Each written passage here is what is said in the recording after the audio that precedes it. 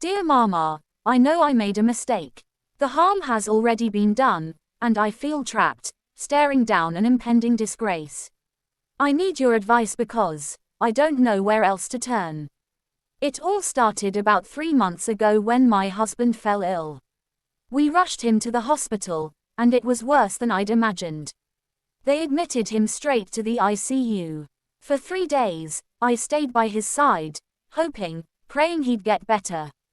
But it was exhausting. I was physically and emotionally drained. Then, late one night, as I sat there lost in my thoughts, this kind gentleman approached me. He saw how tired and worn down I was and gently suggested I should go home and rest. I wanted to refuse. I couldn't leave my husband like that. But the exhaustion overtook me. He offered to drive me home, and somehow, I agreed.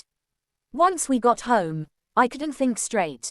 I was a mess of emotions, fear, confusion, and grief all mixed up. And, somehow, in that moment of weakness, I asked him to stay with me. One thing led to another, and I asked him for something more, just to feel comforted, even if only for a moment.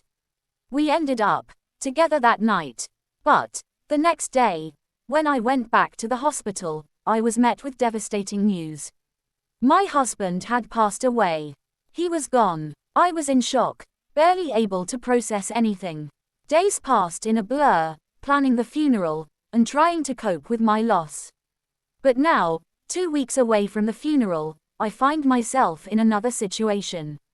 I'm pregnant, with that man's child. And now, I'm terrified. I'm supposed to stand before my husband's body during the separation rituals, and I'm carrying someone else's child. What should I do? How can I possibly face this? Do I confess what happened, or is there another way? Mama, friends, anyone listening, I don't know what to do.